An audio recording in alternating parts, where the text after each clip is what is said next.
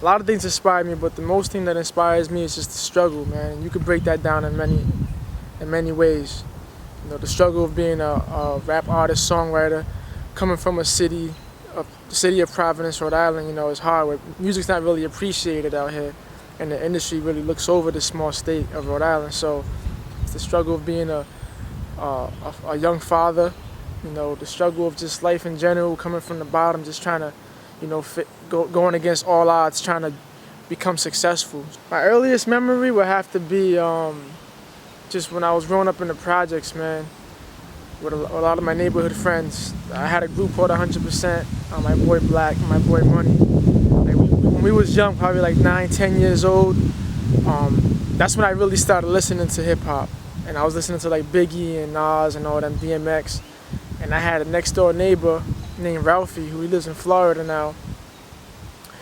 He was like, he had every single CD out, because, you know, we didn't have a lot of money, so we didn't have none of the albums that were coming out then. And he had every single album, and I would go next door and he would have all the Big Puns and the Noriega and Capone and Nas, Jay and all them, and he'd be playing them. And one day he was just like, yo, you should start writing. You know what I'm saying? You should start writing. And I had wrote my first rhyme one day. I remember writing it down, and I spit it for his boy, and he gave me $8.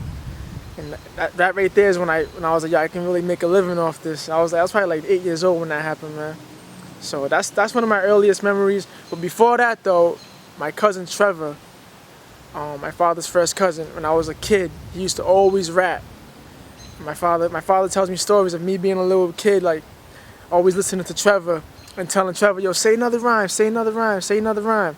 So those are my earliest memories of hip hop, man. I love hip hop, I love the culture, but a lot of the substance is missing from what used to be there before, you know? Like nowadays, I still listen to, I'm young, but I have an old soul, but I still listen to older music.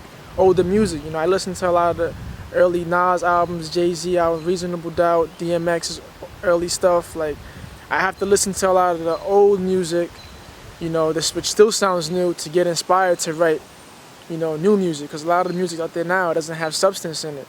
You turn on the radio, you go on the internet, you watch BET, MTV.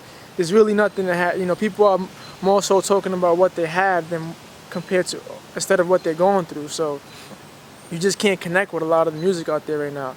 There is good music out there, but it's just not getting the exposure it needs. So to really get inspired today, I have to listen to a lot of the older music.